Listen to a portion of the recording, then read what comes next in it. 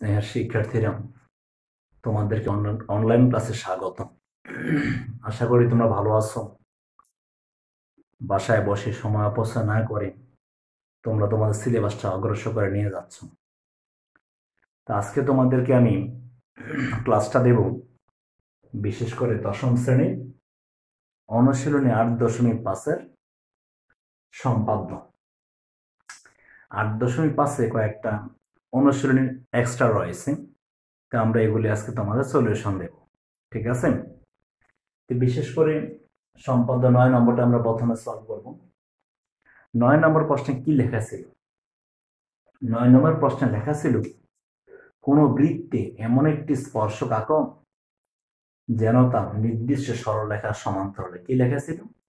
কোন বৃত্তে এমন একটি স্পর্শক আঁকো যেন তা নির্দিষ্ট সরলরেখার সমান্তরাল হয়। সোজা কথা হলো, মানে একটা বৃত্ত নির্দিষ্ট আর একটা সরলরেখা নির্দিষ্ট, আমাদেরকে আরো একটা সরলরেখা আঁকতে হবে। তাহলে এখন দেখো, যদি মনে করো এই হলো একটা বৃত্ত, একটা নির্দিষ্ট বৃত্ত, ঠিক আছে? আর আমরা যদি আগে এই হলো একটা নির্দিষ্ট সরলরেখা, এটার নাম দিলাম এ, এটা দিলাম বি, এটা হলো ও।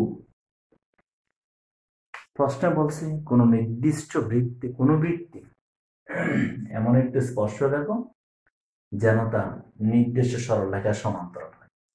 এখানে এবি হচ্ছে নির্দিষ্ট সরলরেখা, আর এই বৃত্ত হচ্ছে একটা নির্দিষ্ট বৃত্ত। এখন আমরা একটা স্পর্শক আঁকবো। এখন আমরা, এটা তো বৃত্তের কেন্দ্র, এই বৃত্তের কেন্দ্র থেকে আমরা এবি সরলরেখার উপর একটা লম্ব আঁকবো। কি আঁকবো? লম্ব আঁকবো। তো এখানে কম্পাসটা বসে আমরা একটা এইভাবে একটা বৃত্তচাপ প্রথমে আঁকবো, এই ঠিক এখানে বসে এইভাবে। এই যে এবার এই বিন্দু আর এই যে এই বিন্দু অর্ধেকের চেয়ে বেশি ব্যাসার্ধ নিয়ে বৃত্তচাপ, আবার ঠিক সেম এখানে বসায় বৃত্তচাপ। এমনটা হলো, আবার বলি, এখানে অর্ধেকের চেয়ে বেশি ব্যাসার্ধ নিয়ে বৃত্তচাপ, আবার ঠিক এখান থেকে বসায় বৃত্তচাপ। এবার এই বিন্দু আর এই বিন্দু সোজা করে আমরা এইভাবে আঁকলাম, এটার নাম দিলাম পি। এই হলো লম্বটা, লম্বটা কি নাম দিলাম আমরা? পি দিলাম, লম্ব। এবার এই লম্বটা বৃত্তের পরিধিকে কোথায় ছেদ করছে? কিউ বিন্দুতে। এই বিন্দুটার নাম হলো কিউ বিন্দু। এই বিন্দুটার নাম কি?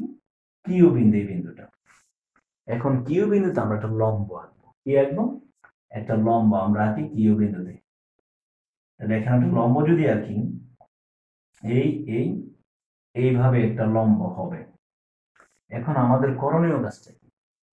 এই বিন্দু আর এই বিন্দুর সোজা করে আমরা উভয় দিকে টান দেব,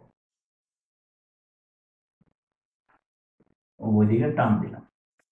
এটার নাম হলো সিডি। এটার কি নাম হলো? সি আর ডি। আমরা কিউডি একটা এখানে লম্ব আঁকলাম। তাহলে কি হইলো? কিউডি লম্ব আঁকলাম, আর কিউডি কে আমরা বিপরীত দিকে সি পর্যন্ত বর্ধিত করলাম। কি করলাম? সি পর্যন্ত বর্ধিত করলাম। বর্ধিত করাতে সিডি হলো স্পর্শক, কার সমান্তরাল? এবি সরলরেখার সমান্তরাল। তাহলে চিত্র আঁকা কিন্তু হয়ে গেল। এখন আমরা পরীক্ষায় চিত্র আঁকার পরে কি দেব? বিশেষ নির্বাচন, অঙ্কনের বিবরণ। এখন বিশেষ নির্বাচনটা কি হবে? মনে করি উপকেন্দ্র বিশিষ্ট একটি বৃত্ত এবং এবি একটি নির্দিষ্ট সরলরেখা।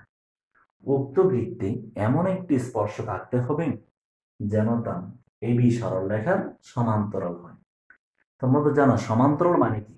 এদিকে ডিস্টেন্স আর এদিকে ডিস্টেন্স সমান হতে হবে। এইদিকে যে মধ্যবর্তী দূরত্ব আর এইদিকে মধ্যবর্তী দূরত্বটা সমান যদি না হয়, তাহলে কিন্তু সমান্তরাল হবে না। অঙ্কনের বিবরণ খেয়াল করো একটু। বৃত্তের কেন্দ্র উ থেকে এবি সরলরেখার উপর উপি লম্ব আঁকি। উপি উ কেন্দ্র বিশিষ্ট বৃত্তকে কিউ বিন্দুতে ছেদ করে। এখন কিউ বিন্দুতে ছেদ করে। এখন কিউ বিন্দুতে কিউডি লম্ব আঁকি। কিউডিকে বিপরীত দিকে সি পর্যন্ত বর্ধিত করি। তাহলে সিডিওই উদ্দিষ্ট স্পর্শক যা এবি সরলরেখার সমান্তরাল। আশা করি তোমরা বুঝতে পেরেছ। শুধু একবার আঁকলেই তোমরা সেটা পারবে। আমরা সম্পাদ্য 9 সলিউশন দিয়ে ফেললাম। এখন আমরা সম্পাদ্য 10-এর দিকে যাচ্ছি। 10-এর প্রশ্ন একবার পড়ো তোমরা। 10-এর প্রশ্নটা কি বলছে দেখো।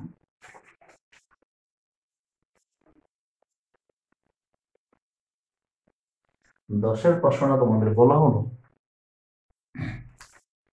কোন বৃত্তে এমন একটি স্পর্শক আঁকো যেন তা নির্দিষ্ট সরলরেখার উপর লম্ব হয়। কি হয়? লম্ব হয়। এটা ছিল সমান্তরাল, এটা হচ্ছে লম্ব হয়। তাহলে এমন একটি স্পর্শক আঁকো যেন তা নির্দিষ্ট সরলরেখার উপর লম্ব হয়। 10, তার মানে আমরা একটা বৃত্ত আঁকি। এই হলো একটা নির্দিষ্ট বৃত্ত, আগের মতো একটা নির্দিষ্ট বৃত্ত আর একটা নির্দিষ্ট সরলরেখা। আমরা এখানে একটা সরলরেখা আঁকলাম এ, আর এই হলো বি, আর এখানে দিলাম ও। তাহলে কি দাঁড়ালো? ও কেন্দ্র বিশেষ নির্দিষ্ট বৃত্ত আর এবি একটি নির্দিষ্ট সরলরেখা। এখন আমরা এবি সরলরেখার উপর একটা বিন্দু নিই, যে কোনো বিন্দু নিলাম, যে কোনো বিন্দু ই নেই। আবারও বলি, এবি সরলরেখার উপর একটা বিন্দু নিলাম, ই বিন্দু, যে কোনো বিন্দু ই নিলাম। এখন আমরা ও কমাই যোগ করি, এই দুইটা যোগ করে দিলাম। ঠিক আছে, যোগ করলাম। এখন তোমরা ক্লাস 6-এ 6ষ্ঠ শ্রেণীতে পড়ে আসছো, যখন দুটি রেখা সমান্তরাল হয় তখন একান্তর কোণ সমান হয়। এটা তোমরা ক্লাস 6ষ্ঠ শ্রেণীতে পড়েছো। বিশেষ করে দেখো, মনে করো এই যে দুইটা রেখা যদি সমান্তরাল হয় তখন কি হবে? এই দুইটা কোণ সমান হয়, একান্তর কোণ সমান হয়, এটা আমরা জানি। এখন আমরা এখানে একটা কোণ আঁকবো। এই বিন্দুতে একটা কোণ আঁকলাম এখানে, এই কোণটাই ঠিক এখানে বসে এইভাবে আঁকবো। এবার আবারও বলি, এই কোণটাই আমরা ঠিক এখানে এইভাবে আঁকলাম। এবার এইটুকার মাপ নিয়ে এখানে বসে আমরা এইভাবে কাটলাম। এবার আমরা এই বিন্দুটার সাথে এই বিন্দু যোগ করে বানালাম, এই দিকে বর্ধিত করে দিলাম। এটার নাম দিলাম সি, এটার নাম দিলাম ডি। তাহলে খেয়াল করো আমরা কিভাবে আঁকলাম, এই কোণটাই এখানে আঁকলাম। তাহলে এই দুইটা কি কোণ? আমরা সবাই জানি একান্তর কোণ। আর একান্তর কোণ যদি হয়ে থাকে নিশ্চিত তারা কি হবে? সমান্তরাল। তারা কি হবে? সমান্তরাল হবে। আঁকলাম আমরা। এখন ডি বিন্দুতে একটা লম্ব আঁকবো, এখানে লম্বটা এভাবে যদি আমরা আঁকি, এইভাবে একটা লম্ব আমরা আঁকবো। ঠিক আছে, লম্বটা এভাবে হবে। এখন এই বিন্দু আর এই বিন্দু সোজা করে আমরা একটা স্পর্শক এঁকে দেব। এইভাবে কি করবো? একটা স্পর্শক আমরা এঁকে দেব। এটা হলো পি আর এটা হলো কিউ। আবারও লক্ষ্য করো, এখানে বসে আমরা একটা লম্ব, ঠিক আছে? তো এই লম্ব তো সবাই আঁকতে পারো, লম্বটা আঁকলাম। আঁকার পরে কি হলো? পি কিউ লম্বটা এই ব্যক্তি কিউ বিন্দুতে ছেদ করে। চিত্র আঁকা কিন্তু শেষ। এখন দেখো, যদি বলি বিশেষ নির্বাচন কি দেব, মনে করি ও কেন্দ্র বিশিষ্ট একটি বৃত্ত এবং এবি একটি নির্দিষ্ট সরল রেখা। উক্ত বৃত্তে এমন একটি স্পর্শক আঁকতে হবে যা এবি সরল রেখার উপর লম্ব হয়। অঙ্কনের বিবরণ: এবি সরল রেখার উপর যে কোনো একটি বিন্দু ই নেই, ও কমা ই যোগ করি, ও কমা ই যোগ করি। কি করবো আমরা? ও কমা ই যোগ করি। আচ্ছা, আমরা ও কমা ই যোগ করলাম। এবার দেখুন, ওই রেখার ও বিন্দুতে, ও ই রেখার ও বিন্দুতে কি করব? ওই রেখার ও বিন্দুতে সিডি সমান্তরাল এবি টান। আবার বলি, ওই রেখার ও বিন্দুতে সিডি সমান্তরাল এবি টান, সিডি সমান্তরাল এবি টান। অথবা বলা যায় এবি রেখার সমান্তরাল করে সিডি রেখা টানে, সেটাও বলতে পারি, কিন্তু কোণের কথা বিবরণে যাবে না। আবারও বলি, ওই রেখার ও বিন্দুতে সিডি সমান্তরাল এবি টানি, অথবা এবি রেখার সমান্তরাল করে সিডি রেখা টানি। সিডি বৃত্তের পরিধি কি সি এবং ডি বিন্দুতে ছেদ করে। এখন ডি বিন্দুতে পি কিউ লম্ব আঁকি, ডি বিন্দুতে পি কিউ লম্ব আঁকি। পি কিউ লম্ব এ বি সরল রেখাকে কিউ বিন্দুতে ছেদ করে। তাহলে পি কিউ উদ্দিষ্ট স্পর্শক, তাহলে পি কিউ উদ্দিষ্ট স্পর্শক যা এ বি সরল রেখার উপর লম্ব, যা এ বি সরল রেখার উপর লম্ব। আশা করি তোমরা বুঝতে পেরেছো, শুধু বাসায় কয়েকবার আঁকলেই তোমরা পারবে। তো এখন এটা আমাদের শেষ। এখন আমরা চলে যাচ্ছি পরবর্তী সম্পাদ্য 11 নম্বরে। 11 নম্বরে কি বলছে দেখো, কোন বৃত্তে এমন দুইটি স্পর্শক আঁকো যেন এদের অন্তর্ভুক্ত কোণ 60 ডিগ্রি হয়। কি বলছে? কোন বৃত্তে এমন দুইটি স্পর্শক আঁকো যেন এদের অন্তর্ভুক্ত কোণ 60 ডিগ্রি হয়। এখন কথাটা হলো, তোমরা যারা উপপাদ্যগুলি পড়েছ, যারা উপপাদ্যগুলি সলভ করেছ, তোমরা সবাই জানো বৃত্তে অন্তর্লিখিত চতুর্ভুজের বিপ্রতীপ কোণদ্বয়ের সমষ্টি 180 ডিগ্রি। আমরা জানি বৃত্তে অন্তর্লিখিত চতুর্ভুজের বিপ্রতীপ কোণদ্বয়ের সমষ্টি কত ডিগ্রি? 180 ডিগ্রি বা 2 সমকোণ। এখানে একটু কাজ আছে। এখানে প্রশ্ন বলছি, কোন বৃত্তে এমন দুইটি স্পর্শক আঁকো যেন এদের অন্তর্ভুক্ত কোণ 60 ডিগ্রি হয়। এখানে একটু লক্ষণীয় দেখো, বিশেষ করে যখন প্রশ্নে বলবে 60 ডিগ্রি, তখন তো আমরা 180 থেকে 60 বিয়োগ করবে, কত থাকে? আর 120 ডিগ্রি। এটা খাতা দেখাতে হবে না, জাস্ট মনে রাখার জন্য।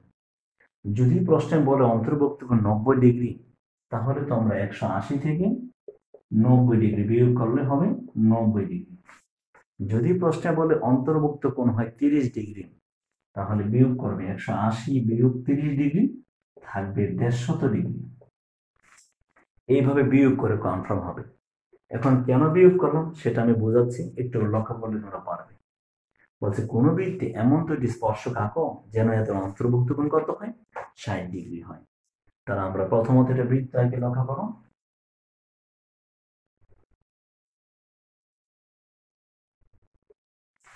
এই হলো আমরা একটা বৃত্ত এঁকে ফেললাম, ঠিক আছে। এখন এখানে একটা বিন্দু নেই, এখানে একটা বিন্দু নিলাম, যে কোনো বিন্দুর নাম দিলাম বি বিন্দু, এটা যোগ করে দিলাম। আচ্ছা, আমাদের প্রশ্নে বলছে কোন বৃত্তে এমন দুটি স্পর্শক আঁকো যেন তাদের অন্তর্ভুক্ত কোণ কত ডিগ্রি হয়? 60 ডিগ্রি। কত ডিগ্রি হয়? 60 ডিগ্রি। 60 ডিগ্রি বলাতে যখন পড়ছে 60 ডিগ্রি, তখন আমরা কেন্দ্রে আঁকবো 120। অর্থাৎ 60 ডিগ্রি বললে কেন্দ্রে আঁকবো 120। কত ডিগ্রি আঁকবো? 120। এখন দেখো, আমরা এখন পেন্সিল কম্পাসের সাহায্যে এই বিন্দুতে আমরা 120 ডিগ্রি আঁকবো এইভাবে। তোমরা যারা লম্ব আঁকছো লক্ষ্য করেছো, একটু ভালোভাবে দেখো। যারা লম্ব আঁকছো, তোমরা হয়তো লক্ষ্য করেছো যে বৃত্তচারণ নিলাম, ওই বৃত্ত প্রথম দাগে হয় 60 ডিগ্রি। প্রথম দাগে কত হয়? এটা হয় 60 ডিগ্রি। দ্বিতীয় দাগে কত হয়? এটাও হয় 60 ডিগ্রি। আর এখান থেকে পরবর্তী লাস্ট এখানে এটা হয় 60 ডিগ্রি। অর্থাৎ এই অংশ হয় 60 ডিগ্রি, এইটুক হয় 60 ডিগ্রি, বাকিটা হয় আবার 60 ডিগ্রি। অর্থাৎ 60 60 60 কত ডিগ্রি হয়? 120 ডিগ্রি হয়। যারা লম্ব তোমরা এঁকেছো। এখন বিশেষ করে দেখো, আমরা কত ডিগ্রি আঁকবো? 120 ডিগ্রি। তাহলে আমরা যেই মাপে বৃত্তচাপটা আঁকলাম, ওই মাপেই 1 2 এক দাগে 60 ডিগ্রি, দ্বিতীয় দাগে হচ্ছে কত ডিগ্রি? 120 ডিগ্রি। এবার এই দুইটা আমরা যোগ করে দিলাম, আর এটা হলো 120 ডিগ্রি। এটার নাম দিলাম এ। এখন এ এবং বি বিন্দুতে আমরা দুইটা লম্ব আঁকবো। কি আঁকবো? দুইটি লম্ব আঁকবো। লম্ব দুইটা আমরা নিয়মটা কি দেখো, এইভাবে বসাই, এভাবে এভাবে এইভাবে আঁকার নিয়ম। এটা সেম কাহিনী, এই এই এই এইভাবে আঁকার নিয়ম। দুইটা লম্ব, তারপর এই বিন্দু আর এই বিন্দু যোগ করে লম্বা টান দিতে হবে। আবার এই বিন্দু যোগ করে টান দিতে হবে। যদি আমরা টান দিই কি দাঁড়ায় দেখো, যদি এটা যদি যোগ করি আমরা কি হবে? এই যে হয়ে গেল, এটার নাম হলো পি বিন্দু। আবারও এখানে একটা লম্ব আঁকছি, এখানে একটা লম্ব আঁকছি, তারা মিলিত বিন্দু হচ্ছে পি বিন্দু। তাহলে দেখো একেবারে সহজ হিসাব, আমরা জানি চতুর্ভুজের 4টি কোণের সমষ্টি 360 ডিগ্রি। কত ডিগ্রি? 360 ডিগ্রি। তাহলে একটু লক্ষ্য করো, এটা হলো 120, এটা 90, এটা 90, কত হলো? 180 ডিগ্রি। তো 180-র সাথে আমি যদি যোগ করি 120, কত হলো? 300 ডিগ্রি। আমরা তো জানি ক্লাস 8এও পড়ে আসছো যে চতুর্ভুজের 4 কোণের সমষ্টি 360 ডিগ্রি। যদি বিয়োগ করো কি দাঁড়ায়? 360 ডিগ্রি বিয়োগ 300 ডিগ্রি, কত হলো? 60 ডিগ্রি। তাহলে নিশ্চিত এই কোণটা হলো 60 ডিগ্রি, অর্থাৎ এমনিতেই বের হয়ে যাচ্ছে 60 ডিগ্রি। তাহলে আমাদের 60 ডিগ্রি অঙ্কন হয়ে গেল। এখন আশা রাখি চিত্রটা বুঝতে পারছো। যদি কোনো ঘাটতি থাকে, আমি এখন বিবরণটা বলতেছি, আমার লক্ষ্য করো, তাহলে ঘাটতিটা ফিল আপ হয়ে যাবে। বিশেষ নির্বাচন, মনে করি ও কেন্দ্রে বিশিষ্ট একটি বৃত্ত। উক্ত বৃত্তে এমন 2টি স্পর্শক আঁকতে হবে যাদের অন্তর্ভুক্ত কোণ 60 ডিগ্রি হয়। অঙ্কনের বিবরণ, বৃত্তের পরিধির উপর যে কোনো একটি বিন্দু বি ও কমা বি যোগ করি। উবি রেখার ও বিন্দুতে এ ও বি কোণ ইকুয়াল টু 120 ডিগ্রি আগে। কত ডিগ্রি আগে? 120, যা আমরা এখানে তোমাদেরকে বুঝিয়েছিলাম। 120 ডিগ্রি আগে আঁকলাম। ওই বৃত্তের পরিধিকে এই বিন্দুতে সেট করে। এখন এ ও বি বিন্দুতে যথাক্রমে এপি ও বিপি লম্ব আঁকি। লম্ব দুইটি পরস্পরকে পি বিন্দুতে সেট করে। কোথায় সেট করে? পি বিন্দুতে। তাহলে এপি ও বিপি ওই উদ্দিষ্ট স্পর্শকদ্বয় যাদের অন্তর্ভুক্ত কোণ 60 ডিগ্রি। আশা রেখে তোমরা এই সম্পদের আয়ত্ত করতে পেরেছো। কেমন? বাসায় আঁকবে, তাহলে তোমরা নিশ্চিত পারবে। ঠিক আছে? এখন যখন ছিল 60 ডিগ্রি, তখন আমরা 120 আঁকলাম কেন্দ্রে। এইভাবে যদি পরীক্ষায় 90 ডিগ্রি আসে, তখন আমরা কি হবো? একটু নজর রাখবো। যদি পরীক্ষায় 90 ডিগ্রি চলে আসে, আমরা এটা সলিউশন কমপ্লিট। তাহলে আমরা আগের মতো কি করব? একটা বৃত্ত আমরা এঁকে ফেললাম, এই যে আঁকলাম। মনে রাখবা, প্রশ্ন যত ডিগ্রি বলো এই এক্সট্রার বেলায় তোমরা ওই 180 থেকে বিয়োগ করলেই বাকি অংশ আমরা কেন্দ্রে আঁকবো। তাহলে প্রথমত আমরা যদি 90 ডিগ্রি আসে, বাকি থেকে 90 ডিগ্রি। এক্ষেত্রে একটু মনে রাখবা, আমরা ওই সময় নিয়েছিলাম যে কোনো বিন্দু বি। এবার একটু কাজ করব, একটু সোজা করে আঁকবে। এইটা নিবে বি। ওই সময় নিয়েছিলাম আমরা বাঁকা করে, এবার সোজা করে আঁকবে। এবার কত ডিগ্রি আমরা আঁকবো কেন্দ্রে? 90 ডিগ্রি। ঠিক কম্পাসের সাহায্যে আঁকবে, যেটা তোমরা আঁকো এইভাবে তোমরা কম্পাসের সাহায্যে আঁকলা 90 ডিগ্রি। এটা কত ডিগ্রি হলো? 90 ডিগ্রি। এখন আগের মতো আমরা দুইটা লম্ব আঁকবো। একটা আঁকবো এই বিন্দুতে লম্ব, আর একটা আঁকবো আমরা বি বিন্দুতে লম্ব। তাহলে দেখো, আমরা যদি লম্ব দুটো এঁকেই ফেলি,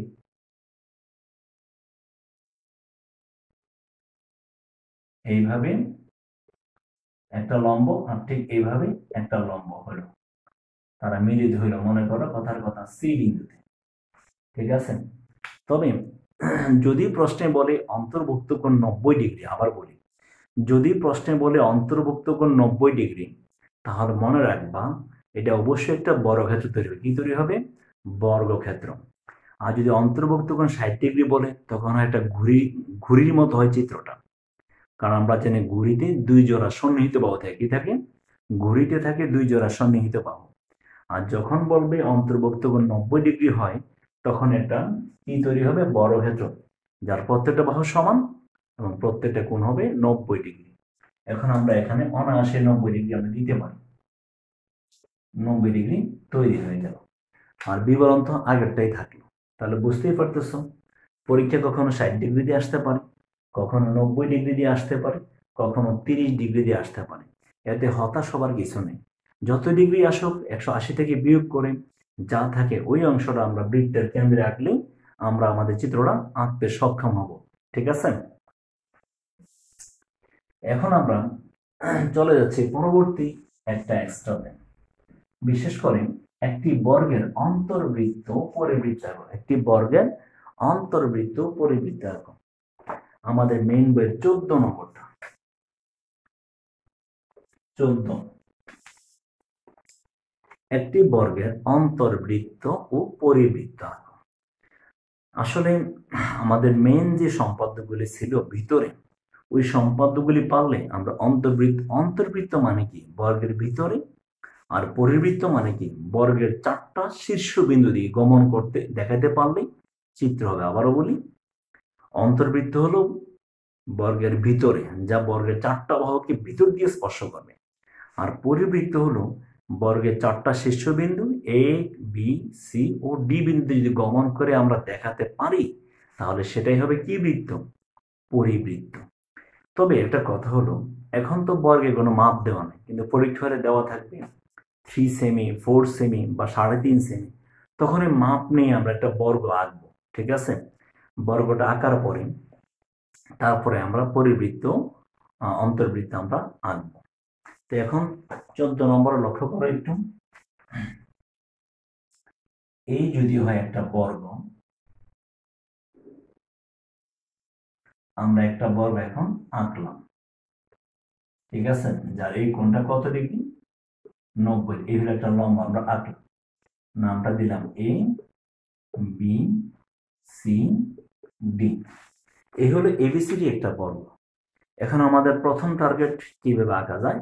অন্তর্বৃত্ত। কি আঁকবো? অন্তর্বৃত্ত। তুই দেখো, এর সাথে আমরা সি যোগ করে ফেলি, যোগ করে ফেললাম। আর বি এর সাথে আমরা ডি যোগ করে ফেলি, তাও যোগ করে ফেললাম। তাহলে এর সাথে সি যোগ করলাম, আর বি এর সাথে আমরা ডি যোগ করলাম, কথায় মিলিত হলো। এটার নাম দিলাম আমরা ও বিন্দু। সোজা কথা, বর্গের দুইটি কর্ণ আমরা যোগ করলাম, যোগ করার পরে তারা ও বিন্দুতে মিলিত হলো। এখন ও বিন্দু থেকে আমরা ও বি সরলরেখার উপর, এবি সরলরেখার বা এবি বাহুর উপর আমরা একটা লম্ব আঁকবো। লম্বটা কিভাবে? কম্পাসটা এখানে বসানোর পরে ইচ্ছা মতো ব্যাসার্ধ নিয়ে এইভাবে একটা বৃত্তচাপ আমরা আঁকলাম। ঠিক এই জায়গাটায়, এই যে এই জায়গাটা বসানোর পরে এখানে বসে আমরা কি করবো? একটা বৃত্তচাপ আঁকলাম। এখন এই বিন্দু আর এই বিন্দু অর্ধেকের চেয়ে বেশি নিয়ে বৃত্তচাপ, আবার এখানে বসে বৃত্তচাপ, এমনটা হলো। এই বিন্দু আর এই বিন্দু অর্ধেকের চেয়ে বেশি নিয়ে বৃত্তচাপ, এখানে বসে বৃত্তচাপ। এবার এই বিন্দু আর এই বিন্দু সোজা করে আমরা এই যে টান দিলাম, তার নামটা কি? আমরা তার নামটা দিলাম পি দিলাম। এখন এখন আমরা প্রথমত কি আঁকবো? অন্তর্বৃত্ত। কিভাবে আঁকবো? তোমরা পেন্সিল কম্পাসটা ঠিক এখানে বসাইয়া, বসানোর পর উপি, উপি এর সমান ব্যাসার্ধ নিয়ে, আবার বলি কার সমান?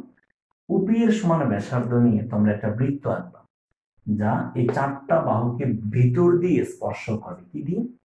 ভিতর দিয়ে স্পর্শ করে। আবারও বলি, কম্পাসটা ও বিন্দুতে বসানোর পরে উপি, উপি এর সমান ব্যাসার্ধ নিয়ে একটা বৃত্ত আঁকবে, যা বর্গের 4টা বাহুকে ভিতর দিয়ে স্পর্শ করে। আমি এখন কিছু রেখে দেখাচ্ছি, তোমরা বাসায় কম্পাস দিয়ে আঁকবা, ঠিক আছে? দেখো এবার।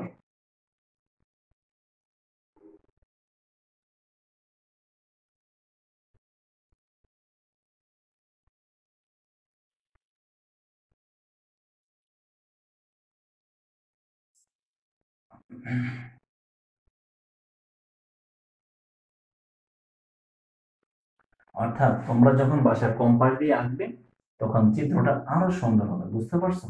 এই হলো অন্তর্বৃত্ত, যা বর্গের 4টা বাহুকে স্পর্শ করবে। কি করবে? বর্গের 4টা বাহুকে স্পর্শ করবে। আমরা বৃত্তটা দেখাইলাম, কেমন? এটা হলো অন্তর্বৃত্ত। এবার আসো পরিবৃত্ত কিভাবে? পরিবৃত্ত হলো পেন্সিল কম্পাসটা আমরা এখানে বসানোর পরে, এই যে এখানে বসানোর পরে এখান থেকে উই অথবা উবি, যে কোনো একটা উই অথবা উবির সমান ব্যাসার্ধ নিয়ে আমরা একটা বৃত্ত আঁকবো। তো আঁকার আগে অবশ্যই ট্রাই করে দেখতে হবে, এখান থেকে এইটুক আর এইটুক যে মাপটা নেবে, দেখতে হবে এ বিন্দু, বি বিন্দু, সি বিন্দু, ডি বিন্দু দিয়ে বৃত্তটা যায় কিনা। যদি 4টা শীর্ষবিন্দু দিয়ে বৃত্তটা গমন করে, তাহলে আমাদের বৃত্তটা আঁকা হয়ে গেছে। আর যদি না হয় তাহলে ভাবতে হবে কোথাও না কোথাও ভুল আছে, ওই ভুলটা সংশোধন করে আমাদেরকে বৃত্তটা আঁকতে হবে। এখন করণীয় কি দেখো, পেন্সিল কম্পাস এখানে বসে এখান থেকে এইটুক অথবা এইটুকের মাপ পেন্টে বৃত্ত আঁকি। আঁকবো কিভাবে খেয়াল করে একটু।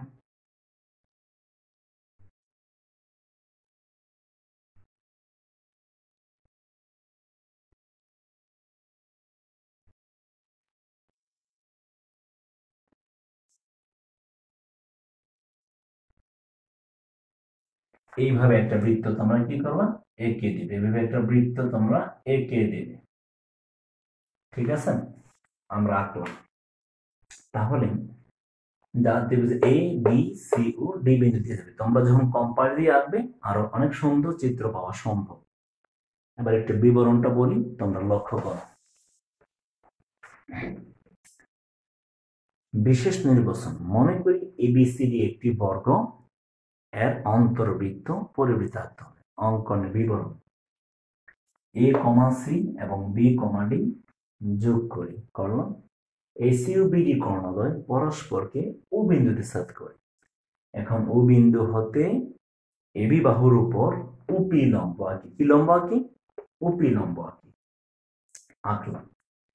এখন ও বিন্দুকে কেন্দ্র করে উপি এর সমান ব্যাসার্ধ নিয়ে একটি বৃত্ত আঁকি, যা বর্গের 4টি বাহু এবি কমা বিসি কমা সিডি ও এডি বাহুকে স্পর্শ করে।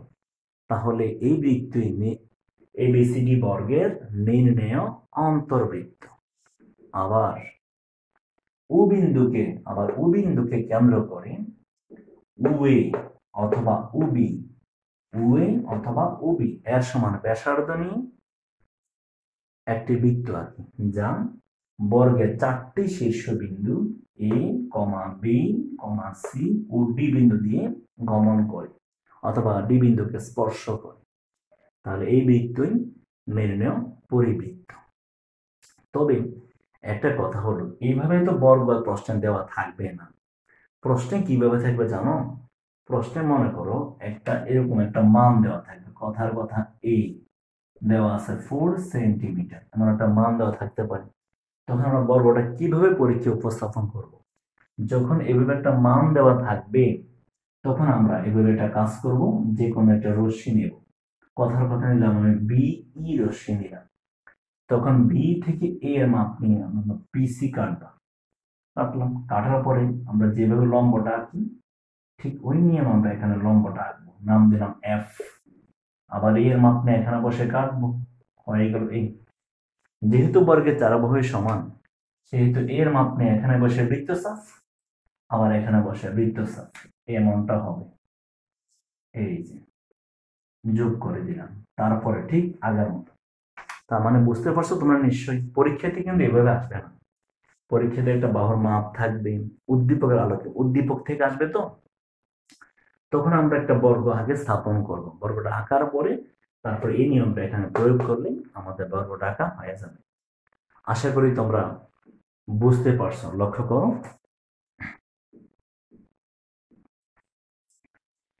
তো এই ঠিক আছে। তোমরা আজকে আমি 4টা সম্পাদক, কটা সম্পাদক দিলাম তোমাদেরকে? 4টা সম্পাদক।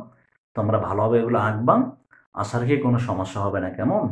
কারণ এগুলা বারবার যদি ভিডিওটা তোমরা দেখো ক্লাসগুলো ভালোভাবে বুঝতে সক্ষম হবে। তো ঠিক আছে, ভালো থেকো, সুখে থেকো সবাই। সবাই ভালোভাবে পড়ালেখা চালিয়ে যাও, কেমন? ভালো থেকো।